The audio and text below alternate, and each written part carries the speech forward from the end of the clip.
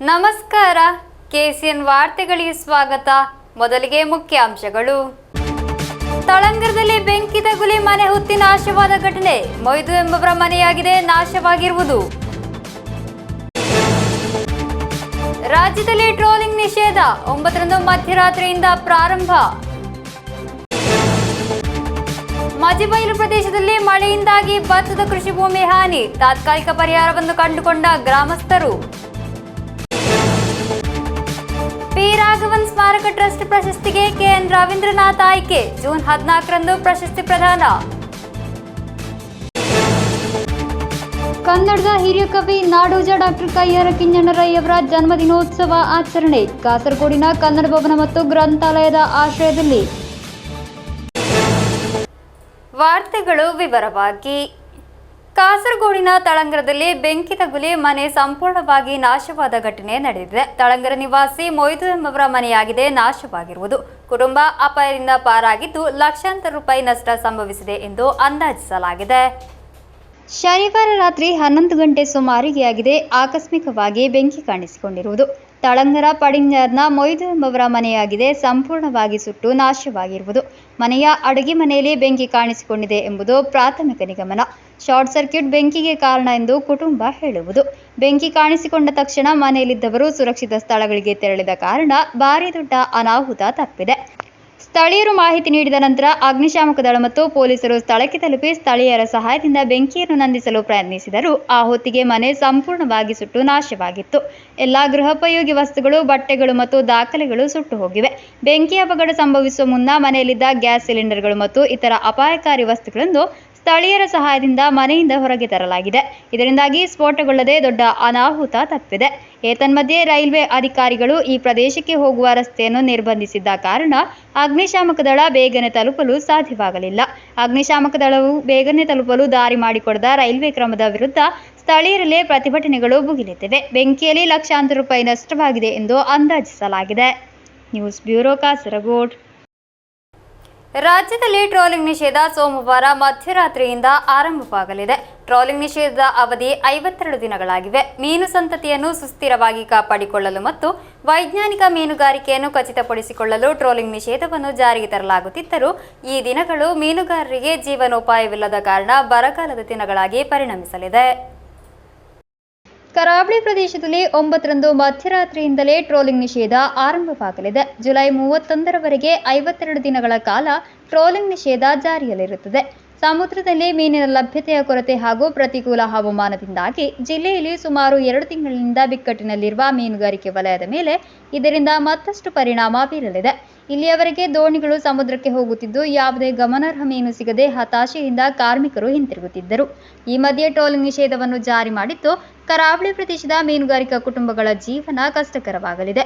ಈ ಸಮಯದಲ್ಲಿ ಸರ್ಕಾರ ಉಚಿತ ಪಡಿತರವನ್ನು ಘೋಷಿಸಿದ್ದರೂ മീനുകാരರಿಗೆ ಇದು ಸಾಕಾಗುವುದಿಲ್ಲ. ಅಲ್ಲದೆ ഇತರ ಖರ್ಚುಗಳಿಗೆ ಏನು ಮಾಡಬೇಕೆಂಬ ಪ್ರಶ್ನೆಯನ್ನು ಎತ್ತುತ್ತಿದ್ದಾರೆ ಕಾರ್ಮಿಕರು. ഇനി ഇതിൻ്റെ ദുരിതമായിട്ടുള്ള ഒരു ജീവിതമായിരിക്കും. കാരണം ഞങ്ങൾക്ക് സർക്കാരിൽ നിന്നിട്ട് ഈ കിട്ടുന്ന ഒന്നുമില്ല. കിട്ടുന്ന റേഷൻ അരിയല്ലാതെ മറ്റൊരു സഹായങ്ങൾ ഞങ്ങൾക്ക് ഈ സർക്കാരിൽ നിന്ന് ഞങ്ങൾക്ക് കിട്ടുന്നില്ല.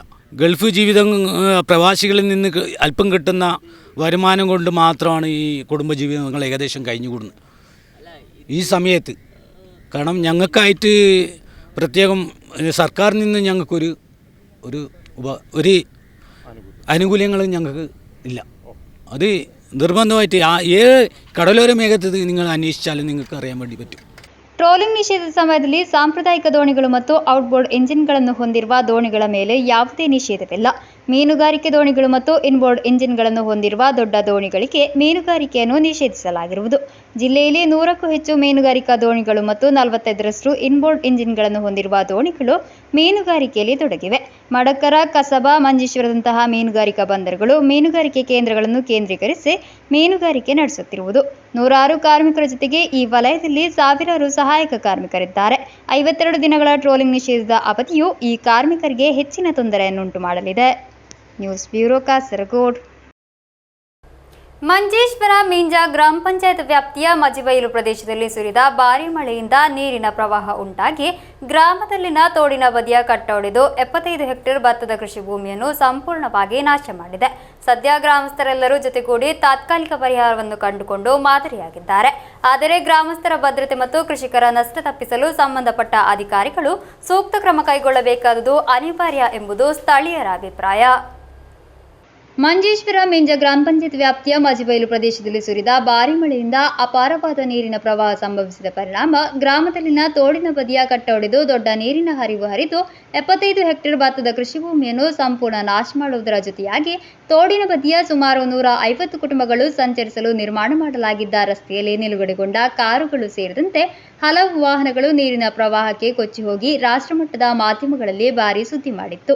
ಇದರಿಂದ ಈ ಪ್ರದೇಶದ ಅನೇಕ ಕೃಷಿಕರು ಹಾಗೂ ಕುಟುಂಬಗಳು ಆಸ್ತಿ ನಷ್ಟವನ್ನು ಅನುಭವಿಸಬೇಕಾಗಿ ಬಂತು. ಆದರೆ ಇಲ್ಲಿಯ ಕೃಷಿಕರು ಸರ್ಕಾರದ ಸಹಾಯ ಲಭಿಸಲು ವಿಳಂಬವಾಗಬಹುದೆಂಬ ಉದ್ದೇಶದಿಂದ ಕೃಷಿಕರೇ ಮುಂದೆ ಬಂದು ಗ್ರಾಮಸ್ಥರ ನೆರವನ್ನು ಒಟ್ಟುಗೂಡಿಸಿ ತಾತ್ಕಾಲಿಕ ರಕ್ಷಣೆಯ ಉದ್ದೇಶದಿಂದ ಸುಮಾರು 2.5 ಲಕ್ಷ ರೂಪಾಯಿ ಖರ್ಚಿನಲ್ಲಿ ತೋಡಿಗೆ ತಾತ್ಕಾಲಿಕ ಕಟ್ಟವನ್ನು ಕಟ್ಟಿ ಅಪಾಯದಿಂದ ರಕ್ಷಣೆ ನೀಡಿ ಮಾದರಿಯಾಗಿದ್ದಾರೆ. ಗ್ರಾಮಸ್ಥರು ಸಂಗ್ರಹಿಸಿದ ಹಣ ಮತ್ತು ಸಾಮಗ್ರಿಗಳನ್ನು ಉಪಯೋಗಿಸಿ ಪ್ರಸ್ತುತ ಅವಶ್ಯಕವಾದ ನೀರಿನ ಹರಿವು ಮುಚ್ಚಲು ತೋಡಿಗೆ ಸಾಮಗ್ರಿಗಳಿಂದ ತಾತ್ಕಾಲಿಕ ಕಟ್ಟಗಟ್ಟಿ ಅಪಾಯವನ್ನು ಕಡಿಮೆ ಮಾಡಲಾಗಿದೆ.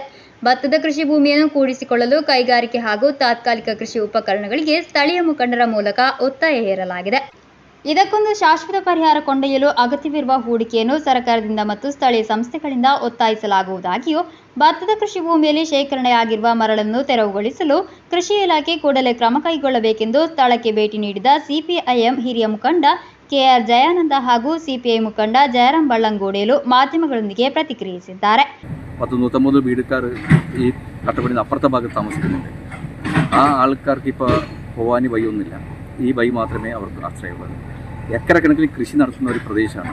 നമ്മുടെ നാട്ടിലെല്ലാം നെല്ലിക്കൃഷി ഇല്ലാതെ പ്രദേശങ്ങളില്ലത്. പക്ഷേ മജിബൈൽ എന്ന് പറയുന്നത് നല്ല നെല്ലിക്കൃഷി നടത്തുന്ന കർഷകരുള്ള ഒരു പ്രദേശം കൂടിയാണ്. ആ നെല്ലിക്കൃഷിയെല്ലാം നടത്താൻ കഴിയാത്ത ഒരു അവസ്ഥയിലാണ് ഇപ്പോൾ ഉള്ളത്. അഗ്രികൾച്ചർ ഡിപ്പാർട്ട്മെൻറ്റുകാർ വന്നു, മന്ത്രിമാർ വന്നു, ആര് വന്നാലും ഈ സർക്കാർ ഉദ്യോഗസ്ഥന്മാർ ഫണ്ട് നൽകുന്നതിൽ കുറേ എന്തെല്ലാം നിയമവഴി വശങ്ങളാണെന്ന് പറയുന്നത്.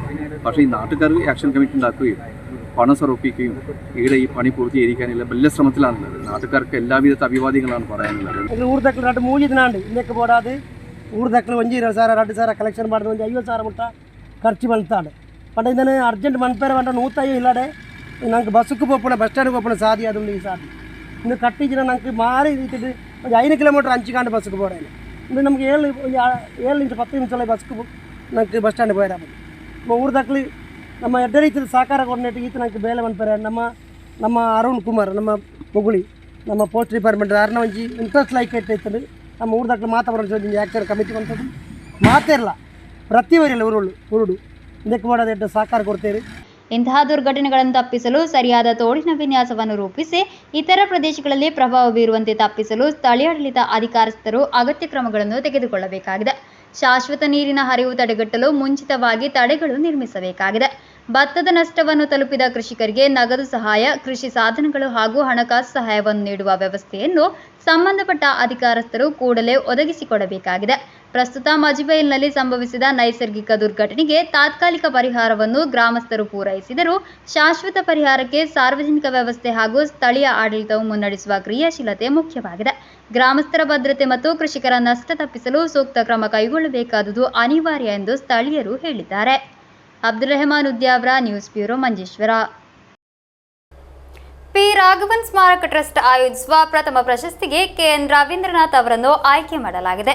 ಜೂನ್ 14ರಂದು ರವೀಂದ್ರನಾಥ್ ಅವರ ನಿವಾಸದಲ್ಲಿ ನಡೆಯಲಿರುವ ಸಮಾರಂಭದಲ್ಲಿ ಸಿಪಿಐಎಂ ಪ್ರಧಾನ ಕಾರ್ಯದರ್ಶಿ ಎಂಎ ಬೇಬಿ ಪ್ರಶಸ್ತಿಯನ್ನು ಹಸ್ತಾಂತರಿಸಲಿದ್ದಾರೆ ಎಂದು ಪದಾಧಿಕಾರಿಗಳು ಸುದ್ದಿಗೋಷ್ಠಿಯಲ್ಲಿ ತಿಳಿಸಿದರು.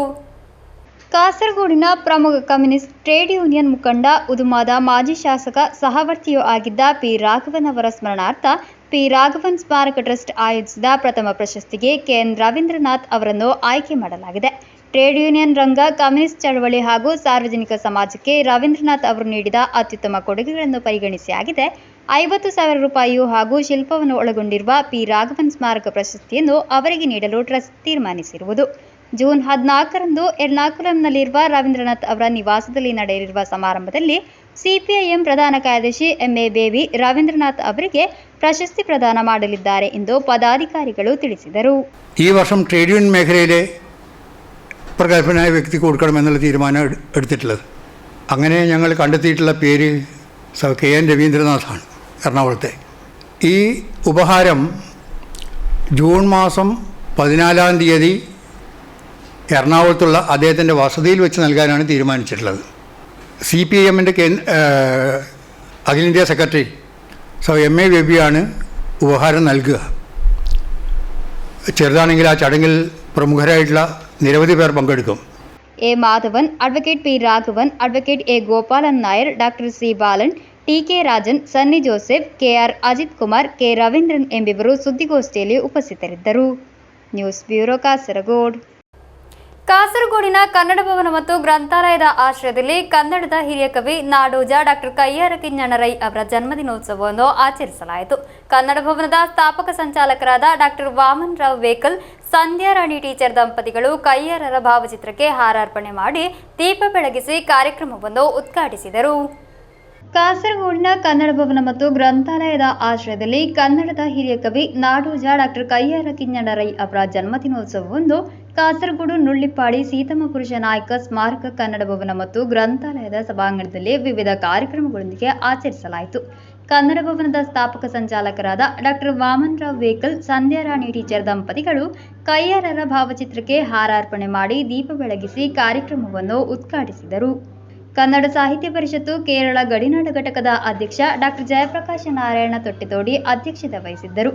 ಗಡಿನಾಡ ಚೇತನ ಪ್ರಶಸ್ತಿ ಪುರಸ್ಕೃತ ಕವಿ ರಾಧಾಕೃಷ್ಣ ಕೆ ಉಳಿತಡ್ಕ ಕಯ್ಯಾರರಿಗೆ ನುಡಿನಮನ ಸಲ್ಲಿಸಿದರು. ಐಕ್ಯಗಾನ, ಪುನರ್ನವ, ಚೇತನ, ಪಂಚಮಿ, ಗಂಧವತಿ, ಕೊರಗ ಮೊದಲಾದಂತಹ ಕವನಗಳು, ದುಡಿತವೇ ದೇವರು ಎನ್ನುವಂತಹ ಆತ್ಮಕಥನ, ಅನ್ನ ದೇವರು ಮತ್ತು ಇತರ ಕಥೆಗಳು ಎನ್ನುವಂತಹ ಕಥಾ ಸಂಕಲನ, ಸಾಹಿತ್ಯ ದೃಷ್ಟಿ ಎನ್ನುವಂತಹ ವಿಮರ್ಶಾ ಸಂಕಲನ, ಹೀಗೆ ಬೇರೆ ಬೇರೆ ಪ್ರಕಾರಗಳಲ್ಲಿ ಕಾವ್ಯ ಕೃಷಿಯನ್ನು ಮಾಡಿದವರು ಕಯ್ಯಾರ ಕಿಞ್ಞಣ್ಣ ರೈಗಳು. ಅವರ ಸಾಹಿತ್ಯ ದೃಷ್ಟಿ ಎನ್ನುವ ವಿಮರ್ಶಾ ಸಂಕಲನಕ್ಕೆ ಬಹುಶಃ ಅದು ನಮ್ಮ ಹಳೆಯ ಹಿರಿಯ ಕವಿಗಳನ್ನು ಪಂಪ, ರನ್ನ ಮೊದಲಾದಂತಹ ರಾಘವಾಂಕ ಮೊದಲಾದಂತಹ ಕವಿಗಳ ಕಾವ್ಯವನ್ನು ಬಗೆದು ನೋಡಿದಂತಹ ಸ್ಥಿತಿ, ಬಹಳ ಮನೋಜ್ಞವಾದಂತಹ ಒಂದು ವಿಮರ್ಶಾ ಸಂಕಲನ. ಅದು ಬಹಳ ವೈಚಾರಿಕ ನೆಲೆಗಟ್ಟಿನಲ್ಲಿ ನಮ್ಮ ಸಮಸ್ಯೆಗಳನ್ನು ಅಥವಾ ನಮ್ಮ ವರ್ತಮಾನವನ್ನು ಧ್ವನಿಸಿದಂತಹ ಒಂದು ಕವನ ಸಂಕಲನ.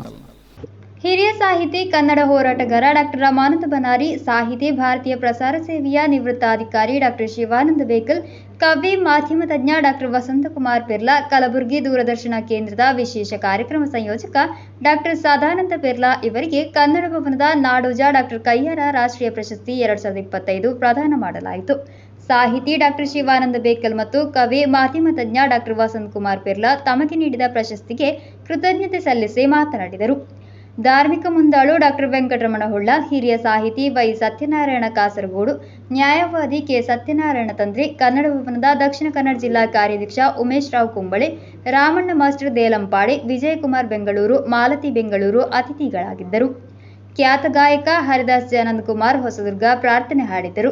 ಕನ್ನಡ ಭವನದ ಕಾರ್ಯದರ್ಶಿ ವಸಂತ ಕೆರೆಮನೆ ಸ್ವಾಗತಿಸಿ, ಕನ್ನಡ ಸಾಹಿತ್ಯ ಪರಿಷತ್ತು ಕೇರಳ ಗಡಿನಾಡ ಘಟಕದ ಸಂಘಟನಾ ಕಾರ್ಯದರ್ಶಿ ವಿಶಾಲಾಕ್ಷ ಪುತ್ರಕಳ ಕಾರ್ಯಕ್ರಮವನ್ನು ನಿರೂಪಿಸಿದರು. ದಕ್ಷಿಣ ಕನ್ನಡ ಜಿಲ್ಲಾ ಕನ್ನಡ ಭವನದ ಅಧ್ಯಕ್ಷೆ ರೇಖಾ ಸುದೇಶ್ ರಾವ್ ಧನ್ಯವಾದವಿತ್ತರು. ನಂತರ ಚುಟುಕು ಸಾಹಿತ್ಯ ಪರಿಷತ್ತು ಕಾಸರಗೋಡು ಜಿಲ್ಲಾ ಘಟಕದ ಅಧ್ಯಕ್ಷೆ ಕವಯತ್ರಿ ಶಾರದಾ ಮೊಳೆಯರ್ ಅವರ ಅಧ್ಯಕ್ಷತೆಯಲ್ಲಿ ಕವಿಗೋಷ್ಠಿ ನಡೆಯಿತು. ಸುಶೀಲಾ ಕೆ ಪದ್ಯಾಣ, ಶಶಿಕಲಾ ಟೀಚರ್ ಕುಂಬಳೆ, ಸುಜಿತ್ ಕುಮಾರ್ ಬೇಕೂರು, ಮಾಲತಿ ಬೆಂಗಳೂರು, ಮೋಹನ್ ದಾಸ್ ಆನೆಪಾಲಡ್ಕ, ಚಿತ್ರಕಲಾ ದೇವರಾಜ ಆಚಾರ್ಯ, ದರ್ಶನ್ ಚೀರಾಲಾಚಾರ್ಯ, ಗಿರೀಶ್ ಪಿಎಂ ಚಿತ್ತಾರಿ, ಜ್ಯೋತ್ಸ್ನಾ ಎಂ ಕಡಂದೇಲು, ರೇಖಾ ರೋಷನ್ ಮಲ್ಲಿಗೆ ಮಾಡು, ವಿಶಾಲಾಕ್ಷ ಪುತ್ರಕಳ, ಶ್ರೀಹರಿ ಭಟ್ ಪೇಲ್ತಾಜೆ ಕವನ ವಾಚನ ಮಾಡಿದರು. ಚುಟುಕು ಸಾಹಿತ್ಯ ಪರಿಷತ್ ಜಿಲ್ಲಾ ಕಾರ್ಯದರ್ಶಿ ದೇವರಾಜ ಆಚಾರ್ಯ ಸೂರಂಬೈಲು ನಿರೂಪಿಸಿದರು. ಸಾಂಸ್ಕೃತಿಕ ಕಾರ್ಯಕ್ರಮದ ಅಂಗವಾಗಿ ಕೀಕಾನ ವಿಷ್ಣುಪ್ರಿಯ ಮಹಿಳಾ ಸಂಘದ ಸದಸ್ಯರಾದ ಆಶಾ, ನಿರೀಕ್ಷಾ, ಶ್ರೀಲಕ್ಷ್ಮಿ, ಶೈಲಜಾ, ಜಯಶ್ರೀ, ವನಶ್ರೀ, ಕೀರ್ತಿ, ಶ್ವೇತಾ, ರತಿ, ಗಾಯತ್ರಿ ಇವರಿಂದ ಕುಣಿತ ಭಜನೆ, ಅರ್ಚನಾ ಹೇರೂರು ಅವರಿಂದ ನೃತ್ಯ, ಶ್ರೇಯ ಕೃಷ್ಣ ಮಂಗಳೂರು, ಕೃಷ್ಣಾನಂದ ಆಚಾರ್ಯ ಮಂಗಳೂರು, ಮುರಳೀಕೃಷ್ಣ ನೀರ್ಚಾಲು, ಯುಕ್ತಿ ಶೇಷವನ, ಮುಕ್ತಿ ಪಿಆರ್ ಮಲ್ಲಿಗೆಮಾಡು ಮುಂತಾದವರಿಂದ ಕಯ್ಯಾರರ ಆಯ್ದ ಕವಿತೆಗಳ ಗಾಯನ ಹಾಗೂ ಮೋಕ್ಷಿ ಇವರಿಂದ ಯೋಗ ಪ್ರದರ್ಶನ ನಡೆಯಿತು. News bureau Kasaragod. ಮಂಗಳೂರಿನ ಬಜ್ಪೆಯಲ್ಲಿ ನಡೆದ ಹಿಂದೂ ಕಾರ್ಯಕರ್ತ ಸುಹಾಸ್ ಶೆಟ್ಟಿ ಹತ್ಯೆ ಪ್ರಕರಣದ ತನಿಖೆಯನ್ನು ರಾಷ್ಟ್ರೀಯ ತನಿಖಾ ದಳಕ್ಕೆ ವಹಿಸಲಾಗಿದೆ. ಪ್ರಕರಣದಲ್ಲಿ ಭಾರೀ ಸಂಚು ರೂಪಿಸಲಾಗಿದೆ ಎಂದು ಹಿಂದೂ ಕಾರ್ಯಕರ್ತರು ಆರೋಪ ಮಾಡಿದ್ದು, ಎನ್ಐಎ ತನಿಖೆಗೆ ಮನವಿ ಸಲ್ಲಿಸಿದ ಮೇರೆಗೆ ಕ್ರಮ ಕೈಗೊಳ್ಳಲಾಗಿದೆ. ಮಂಗಳೂರಿನ ಬಜ್ಪೆಯಲ್ಲಿ ನಡೆದ ಹಿಂದೂ ಕಾರ್ಯಕರ್ತ ಸುಹಾಸ್ ಶೆಟ್ಟಿ ಹತ್ಯೆ ಪ್ರಕರಣದ ತನಿಖೆಯನ್ನು ರಾಷ್ಟ್ರೀಯ ತನಿಖಾ ದಳಕ್ಕೆ ವಹಿಸಲಾಗಿದೆ. ಪ್ರಕರಣದಲ್ಲಿ ಭಾರೀ ಸಂಚು ರೂಪಿಸಲಾಗಿದೆ ಎಂದು ಹಿಂದೂ ಕಾರ್ಯಕರ್ತರು ಆರೋಪ ಮಾಡಿದ್ದು, ಬಿಜೆಪಿ ನಾಯಕರು ಹಾಗೂ ಹಿಂದೂ ಕಾರ್ಯಕರ್ತರು ಎನ್ಐಎ ತನಿಖೆಗೆ ಆಗ್ರಹಿಸಿದ್ದರು. ಕೊಲೆ ಪ್ರಕರಣದ ತನಿಖೆಯನ್ನು ರಾಷ್ಟ್ರೀಯ ತನಿಖಾ ದಳಕ್ಕೆ ವಹಿಸುವಂತೆ ರಾಜ್ಯ ಬಿಜೆಪಿ ನಿಯೋಗ ರಾಜ್ಯಪಾಲ ತಾವರ್ ಚಂದ್ ಗೆಹ್ಲೋಟ್ ಅವರಿಗೆ ಮನವಿ ಸಲ್ಲಿಸಿತ್ತು. ಬಿಜೆಪಿ ರಾಜ್ಯಾಧ್ಯಕ್ಷ ವಿಜಯೇಂದ್ರ, ವಿಧಾನಸಭೆ ವಿಪಕ್ಷ ನಾಯಕ ಅಶೋಕ್, ಪರಿಷತ್ ವಿಪಕ್ಷ ನಾಯಕ ಛಲವಾದಿ ನಾರಾಯಣಸ್ವಾಮಿ ಮತ್ತು ದಕ್ಷಿಣ ಕನ್ನಡ ಮತ್ತು ಉಡುಪಿ ಜಿಲ್ಲೆಯ ಬಿಜೆಪಿ ಶಾಸಕರು ರಾಜ್ಯಪಾಲರಿಗೆ 4 ಪುಟಗಳ ಲಿಖಿತ ರೂಪದಲ್ಲಿ ಮನವಿ ಸಲ್ಲಿಸಿದ್ದರು. ಅಲ್ಲದೆ ಪ್ರಕರಣದ ತನಿಖೆಯನ್ನು ಎನ್ಐಎಗೆ ನೀಡುವಂತೆ ಸುಹಾಸ್ ಶೆಟ್ಟಿ ಪೋಷಕರು ಸರ್ಕಾರಕ್ಕೆ ಒತ್ತಾಯಿಸಿದ್ದರು. ಮೇ 1ರಂದು ರಾತ್ರಿ ಬಜ್ಪೆ ಕಿಂಡಿ ಬದೌ ಜಂಕ್ಷನ್ನಲ್ಲಿ ಸುಹಾಸ್ ಶೆಟ್ಟಿ ಹಾಗೂ ಆತನ ಗೆಳೆಯರು ಸಂಚರಿಸುತ್ತಿದ್ದ ಕಾರಿಗೆ ಟೆಂಪೋವನ್ನು ಡಿಕ್ಕಿ ಹೊಡೆಸಿ ಅನಂತರ ತಲವಾರಿನಿಂದ ಕಡಿದು ಸುಹಾಸ್ ಶೆಟ್ಟಿಯನ್ನು ಹತ್ಯೆ ಮಾಡಲಾಗಿತ್ತು. ಪ್ರಕರಣಕ್ಕೆ ಸಂಬಂಧಿಸಿ ರಾಜ್ಯ ಪೊಲೀಸರು ಇದುವರೆಗೆ 11 ಮಂದಿಯನ್ನು ಬಂಧಿಸಿದ್ದಾರೆ. 3 ತಿಂಗಳ ಮುಂಚೆಯೇ ಕೊಲೆಗೆ ಸಂಚು ರೂಪಿಸಲಾಗಿತ್ತು ಎಂದು ತಿಳಿದು ಬಂದಿದ್ದು, ಈಗ ಎನ್ಐಎ ತನಿಖೆಯಿಂದ ಸತ್ಯಾಂಶ ಹೊರಬೀಳುವ ಸಾಧ್ಯತೆ ಇದೆ ಎಂಬ ನಿರೀಕ್ಷೆಯಲ್ಲಿದ್ದಾರೆ ಹಿಂದೂ ಕಾರ್ಯಕರ್ತರು. News bureau, Mangaluru. ಹಿರಿಯ ಸಾಹಿತಿ ಡಾಕ್ಟರ್ ರಾಮಾನಂದ ಪನಾರಿ ಅವರ ಸಾರಥ್ಯದಲ್ಲಿ ಹೊರಬರುತ್ತಿರುವ ಗಡಿನಾಡು ಕಾಸರಗೋಡಿನ ವಿವಿಧ ಸಾಧಕರ ಪರಿಚಯ ಕೃತಿ ಸರಣಿ ಕನ್ನಡಿಯಲ್ಲಿ ಕನ್ನಡಿಗ ಕೃತಿ ಲೋಕಾರ್ಪಣೆ ಮಾಡಲಾಯಿತು. ಸಾಹಿತಿ ವಿಮರ್ಶಕ ಅರವಿಂದ ಚಕ್ವಾಡಿ ಬಿಡುಗಡೆಗೊಳಿಸಿದರು. ಹಿರಿಯ ಸಾಹಿತಿ ಡಾಕ್ಟರ್ ರಾಮಾನಂದ ಪನಾರಿ ಅವರ ಸಾರಥ್ಯದಲ್ಲಿ ಹೊರಬರುತ್ತಿರುವ ಗಡಿನಾಡು ಕಾಸರಗೋಡಿನ ವಿವಿಧ ಸಾಧಕರ ಪರಿಚಯ ಕೃತಿ ಸರಣಿ ಕನ್ನಡಿಯಲ್ಲಿ ಕನ್ನಡಿಗ ಸಂಚಿಕೆ 3 ಮತ್ತು ಸಂಚಿಕೆ 4 ಅನ್ನು ಬಿಡುಗಡೆ ಮಾಡಲಾಯಿತು. ಖ್ಯಾತ ಸಾಹಿತಿ ವಿಮರ್ಶಕ ಅರವಿಂದ ಚೊಕ್ಕಾಡಿ ಬಿಡುಗಡೆಗೊಳಿಸಿ ಅವಲೋಕನ ಮಾಡಿ ಮಾತನಾಡಿದರು. ಕೀರಿಕಡು ಮಾಸ್ಟರ್ ಸ್ಮಾರಕ ಯಕ್ಷಗಾನ ಅಧ್ಯಯನ ಕೇಂದ್ರ ಬನಾರಿ, ಕಾಸರಗೋಡು ಜಿಲ್ಲಾ ಕನ್ನಡ ಲೇಖಕರ ಸಂಘ ಮತ್ತು ವಿಕಾಸ ಮಿಯಪದವು ಇದರ ಸಹಕಾರದೊಂದಿಗೆ ಮಿಯಪದವು ಶ್ರೀ ವಿದ್ಯಾವರ್ಧಕ ಹೈಯರ್ ಸೆಕೆಂಡರಿ ಶಾಲೆಯಲ್ಲಿ ನಡೆದ ಕಾರ್ಯಕ್ರಮದಲ್ಲಿ ಕಾಸರಗೋಡು ಜಿಲ್ಲಾ ಕನ್ನಡ ಲೇಖಕರ ಸಂಘದ ಅಧ್ಯಕ್ಷ ಡಾಕ್ಟರ್ ರಾಮಾನಂದ ಪನಾರಿ ಅಧ್ಯಕ್ಷತೆ ವಹಿಸಿದ್ದರು. ಕನ್ನಡ ಸಾಹಿತ್ಯ ಪರಿಷತ್ತು ದಕ್ಷಿಣ ಕನ್ನಡ ಜಿಲ್ಲಾ ನಿಕಟಪೂರ್ವ ಅಧ್ಯಕ್ಷ ಪ್ರದೀಪ್ ಕುಮಾರ್ ಕಲ್ಕೂರ, ಖ್ಯಾತ ದಂತವೈದ್ಯ ಸಾಹಿತಿ ಡಾಕ್ಟರ್ ಮುರಳಿ ಮೋಹನ ಚೂಂತಾರು ಮುಖ್ಯ ಅತಿಥಿಗಳಾಗಿದ್ದರು. ಸಾಹಿತಿ ಪ್ರಾಧ್ಯಾಪಕ ಟಿಎಎನ್ ಕಂಡಿಗೆ, ಸಾಹಿತಿ ಡಾಕ್ಟರ್ ಪ್ರಮೀಳಾ ಮಾಧವ, ಕಾಸರಗೋಡು ಜಿಲ್ಲಾ ಕನ್ನಡ ಲೇಖಕರ ಸಂಘದ ಕಾರ್ಯಾಧ್ಯಕ್ಷ ಪ್ರೊಫೆಸರ್ ಪಿಎನ್ ಮೂಡಿತಾಯ ಮಾತನಾಡಿದರು. ಸಂಚಿಕೆಯಲ್ಲಿನ ಸಾಧಕರಾದ ಡಾಕ್ಟರ್ ಗೋವಿಂದ ಭಟ್ ಕೊಳ್ಚಪೆ, ಶಾನ್ ಕಾಸರಗೋಡು, ಶೀಲಾಲಕ್ಷ್ಮಿ ಕಾಸರಗೋಡು, ಪಾರ್ವತಿ ದೇವಿ ಟಿ, ರಾಜೇಂದ್ರ ಕಲ್ಲುರಾಯ ಎಡನೀರು, ಜಯಲಕ್ಷ್ಮಿ ಕಾರಂತ, ವೆಂಕಟ್ ಭಟ್ ಎಡನೀರು, ಸತ್ಯವತಿ ಭಟ್ ಕೊಳ್ಚೆಪ್ಪು, ಸಿಎಚ್ ಗೋಪಾಲ ಭಟ್ ಚುಕ್ಕಿನಡ್ಕ, ಬಾಲಮಧುರ ಕಾನನ, ಶಶಿಕಲಾ ಬಾಯಾರು, ಪ್ರೊಫೆಸರ್ ಶ್ರೀಶದೇವ ಪೂಜಿತಾಯ, ಡಾಕ್ಟರ್ ಬೇಸಿ ಗೋಪಾಲಕೃಷ್ಣ, ರಾಮಭಟ್ಟ ಸಂಜಗದ್ದೆ ಇವರಿಗೆ ಪುಸ್ತಕಗಳ ಉಡುಗೊರೆ ನೀಡಿ ಗೌರವಿಸಲಾಯಿತು. ಕವಯತ್ರಿ ಲಕ್ಷ್ಮೀ ವಿ ಭಟ್ ಸಾಧಕರ ಪರಿಚಯ ಮಾಡಿದರು. ಅನುಜ್ಞಾ ಲಕ್ಷ್ಮಿ ಮಿಯಪದವು ಪ್ರಾರ್ಥನೆ ಹಾಡಿದರು. ಕನ್ನಡ ಸಾಹಿತ್ಯ ಪರಿಷತ್ತು ಕೇರಳ ಗಡಿನಾಡು ಘಟಕದ ಅಧ್ಯಕ್ಷ ಡಾಕ್ಟರ್ ಜಯಪ್ರಕಾಶ ನಾರಾಯಣ ತೊಟ್ಟೆತೋಡಿ ಸ್ವಾಗತಿಸಿದರು. ಸಂಘಟನಾ ಕಾರ್ಯದರ್ಶಿ ವಿಶಾಲಾಕ್ಷ ಪುತ್ರಕಳ ಕಾರ್ಯಕ್ರಮವನ್ನು ನಿರೂಪಿಸಿದರು. ಗೌರವ ಕಾರ್ಯದರ್ಶಿ ಶೇಖರ ಶೆಟ್ಟಿ ಬಾಯಾರು ಧನ್ಯವಾದವಿತ್ತರು. News bureau, Kasaragod. DYFI SFI Madhur RD Nagar ವಲಯ ಸಮಿತಿಗಳ ನೇತೃತ್ವದಲ್ಲಿ ಎಸ್ಎಸ್ಎಲ್ಸಿ +2 ಫಲಿತಾಂಶ ಪಡೆದ ಎಲ್ಲ ವಿದ್ಯಾರ್ಥಿಗಳನ್ನು ಗೌರವಿಸಲಾಯಿತು. ಡಿವೈಎಫ್ಐ ಜಿಲ್ಲಾಧ್ಯಕ್ಷ ಶಾಲು ಮ್ಯಾಥ್ಯೂ ಉದ್ಘಾಟಿಸಿದರು. ಡಿವೈಎಫ್ಐ ಎಸ್ಎಫ್ಐ ಮಧೂರು ರಾಮದಾಸ್ ನಗರ ವಲಯ ಸಮಿತಿಗಳ ನೇತೃತ್ವದಲ್ಲಿ ಪಂಚಾಯತ್ ವ್ಯಾಪ್ತಿಯ 2024-25ನೇ ಶೈಕ್ಷಣಿಕ ವರ್ಷದ ಎಸ್ಎಸ್ಎಲ್ಸಿ +2 ಫಲಿತಾಂಶ ಪಡೆದ ಎಲ್ಲ ವಿದ್ಯಾರ್ಥಿಗಳನ್ನು ಗೌರವಿಸಲಾಯಿತು. ಡಿವೈಎಫ್ಐ ಜಿಲ್ಲಾಧ್ಯಕ್ಷ ಶಾಲು ಮ್ಯಾಥ್ಯೂ ಉದ್ಘಾಟಿಸಿದರು. അന്ധവിശ്വാസങ്ങൾ ഒരു സൈഡിൽ ഇങ്ങനെ തലപൊക്കി വരുന്ന ഒരു സാഹചര്യം സൃഷ്ടിക്കപ്പെടുമ്പോൾ നമ്മൾ അറിയേണ്ടത് വിദ്യാസമ്പന്നരായ മനുഷ്യർ കൂടി അതിനകത്ത് ഭാഗഭാഗങ്ങളായി വരുന്നുണ്ടോ എന്ന പരിശോധനയിൽ നാം നടത്തിപ്പോകേണ്ടതുണ്ട്.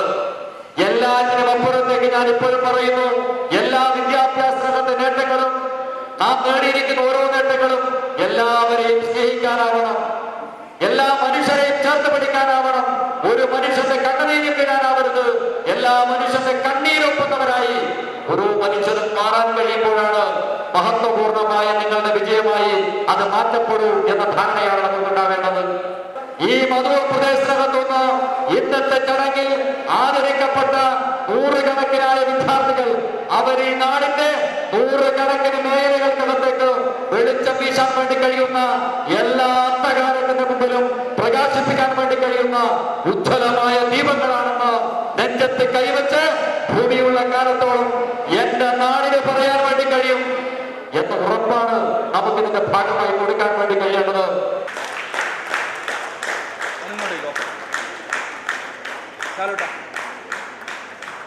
ಸಂಘಟನಾ ಸಮಿತಿ ಚೇರ್ಮನ್ ಕೆ ಜಯಚಂದ್ರನ್ ಅಧ್ಯಕ್ಷತೆ ವಹಿಸಿದ್ದರು. ನಿವೃತ್ತ ಸಹಾಯಕ ಅಬಕಾರಿ ನಿರೀಕ್ಷಕ ಆಂಟಿ ನಾರ್ಕೋಟಿಕ್ ಪ್ರಶಸ್ತಿ ವಿಜೇತ ಎನ್ಜಿ ರಘುನಾಥನ್ ಮಕ್ಕಳಿಗೆ ಮಾದಕ ದ್ರವ್ಯ ವಿರೋಧಿ ತರಗತಿಯನ್ನು ನಡೆಸಿಕೊಟ್ಟರು. ಬಾಲಸಂಘದ ರಾಜ್ಯ ಸಮಿತಿ ಸದಸ್ಯೆ ಸುರಕ್ಷಾ, ಎಸ್ಎಫ್ಐ ಜಿಲ್ಲಾ ಜೊತೆ ಕಾರ್ಯದರ್ಶಿ ಇಮ್ಯಾನ್ಯುಯಲ್, ಎಂಕೆ ರವೀಂದ್ರನ್, ಭುಜಂಗ ಶೆಟ್ಟಿ, ಶರತ್ ಕೂಡ್ಲು, ಕಿಶೋರ್, ಜಾಶಿದ್, ಶೈಲೇಶ್, ಪ್ರತೀಕ್ಷಾ, ಉದಯನ್ ಮದೂರು, ಸಿಎಂ ಬಶೀರ್, ಅಬ್ದುಲ್ ಜಲೀಲ್, ನಾಜಿರಾ ಮಜೀದ್ ಎಂಬಿವರು ಮಾತನಾಡಿದರು. ಸತೀಶ್ ಶೆಟ್ಟಿ ಸ್ವಾಗತಿಸಿ ಅಜಿತ್ ಪಾರಕಟ್ಟೆ ಧನ್ಯವಾದವಿತ್ತರು. News bureau Kasaragod. DYFI Ballur ಘಟಕ ಸಮ್ಮೇಳನ ನಡೆಯಿತು. ಡಿವೈಎಫ್ಐ ಮಂಜೇಶ್ವರ ಬ್ಲಾಕ್ ಕಾರ್ಯದರ್ಶಿ ವಿನಯ್ ಕುಮಾರ್ ಬಾಯಾರ್ ಉದ್ಘಾಟಿಸಿದರು. ಡಿವೈಎಫ್ಐ ಬಳ್ಳೂರು ಘಟಕ ಸಮ್ಮೇಳನ ಬಳ್ಳೂರಿನಲ್ಲಿ ವಿಶೇಷವಾಗಿ ಸಿದ್ಧಪಡಿಸಿದ ಕಾಮ್ರೇಡ್ ಅಬೂಬಕರ್ ಸಿದ್ದಿಕ್ ನಗರಿಯಲ್ಲಿ ನಡೆಯಿತು. ಡಿವೈಎಫ್ಐ ಮಂಜೇಶ್ವರ ಬ್ಲಾಕ್ ಕಾರ್ಯದರ್ಶಿ ವಿನಯ್ ಕುಮಾರ್ ಬಾಯಾರ್ ಉದ್ಘಾಟಿಸಿದರು. ಘಟಕ ಅಧ್ಯಕ್ಷ ರಕ್ಷಣ್ ಬಳ್ಳೂರು ಅಧ್ಯಕ್ಷತೆ ವಹಿಸಿದ್ದರು. ಪುರುಷೋತ್ತಮ ಬಳ್ಳೂರು, ಅಬ್ದುಲ್ ಸತ್ತಾರ್ ಬಳ್ಳೂರು ಎಂಬಿವರು ಮಾತನಾಡಿದರು. ಘಟಕ ಸಮ್ಮೇಳನಕ್ಕೆ ಸಂಬಂಧಿಸಿದಂತೆ ಘಟಕ ವ್ಯಾಪ್ತಿಯ ಸುಮಾರು 60ರಷ್ಟು ವಿದ್ಯಾರ್ಥಿಗಳಿಗೆ ಅಧ್ಯಯನ ಸಾಮಗ್ರಿಗಳನ್ನು ವಿತರಿಸಲಾಯಿತು. ಈ ಸಂದರ್ಭ ಹೊಸ ಘಟಕ ಸಮಿತಿಯನ್ನು ಆಯ್ಕೆ ಮಾಡಲಾಯಿತು. ನೂತನ ಕಾರ್ಯದರ್ಶಿಯಾಗಿ ಮೊಹಮ್ಮದ್ ಸಾಬಿತ್ ಮತ್ತು ಅಧ್ಯಕ್ಷರಾಗಿ ರಕ್ಷಣ್ ಬಳ್ಳೂರು ಆಯ್ಕೆಯಾದರು. News bureau Kasaragod. ಕೊನೆಯಲ್ಲಿ ಮತ್ತೊಮ್ಮೆ ಮುಖ್ಯಾಂಶಗಳು. ತಳಂಗರದಲ್ಲಿ ಬೆಂಕಿ ತಗುಲಿ ಮನೆ ಹೊತ್ತಿ ನಾಶವಾದ ಘಟನೆ. ಮೊಯ್ದು ಎಂಬವರ ಮನೆಯಾಗಿದೆ ನಾಶವಾಗಿರುವುದು. ರಾಜ್ಯದಲ್ಲಿ ಟ್ರೋಲಿಂಗ್ ನಿಷೇಧ 9ರಂದು ಮಧ್ಯರಾತ್ರಿಯಿಂದ ಪ್ರಾರಂಭ. ಮಜಿಬೈಲು ಪ್ರದೇಶದಲ್ಲಿ ಮಳೆಯಿಂದಾಗಿ ಭತ್ತದ ಕೃಷಿ ಭೂಮಿ ಹಾನಿ. ತಾತ್ಕಾಲಿಕ ಪರಿಹಾರವನ್ನು ಕಂಡುಕೊಂಡ ಗ್ರಾಮಸ್ಥರು. ಪಿ ರಾಘವನ್ ಸ್ಮಾರಕ ಟ್ರಸ್ಟ್ ಪ್ರಶಸ್ತಿಗೆ ಕೆಎನ್ ರವೀಂದ್ರನಾಥ್ ಆಯ್ಕೆ. ಜೂನ್ 14ರಂದು ಪ್ರಶಸ್ತಿ ಪ್ರದಾನ. ಕನ್ನಡದ ಹಿರಿಯ ಕವಿ ನಾಡೋಜ ಡಾಕ್ಟರ್ ಕಯ್ಯಾರ ಕಿಞ್ಞಣ್ಣರಯ್ಯವರ ಜನ್ಮದಿನೋತ್ಸವ ಆಚರಣೆ ಕಾಸರಗೋಡಿನ ಕನ್ನಡ ಭವನ ಮತ್ತು ಗ್ರಂಥಾಲಯದ ಆಶ್ರಯದಲ್ಲಿ. ಇಂದಿನ ವಾರ್ತಾ ಸಂಚಿಕೆಗೆ ಮುಕ್ತಾಯವಾಯಿತು. ಮುಂದಿನ ವಾರ್ತಾ ಸಂಚಿಕೆಯೊಂದಿಗೆ ಭೇಟಿಯಾಗೋಣ. ವಂದನೆಗಳು.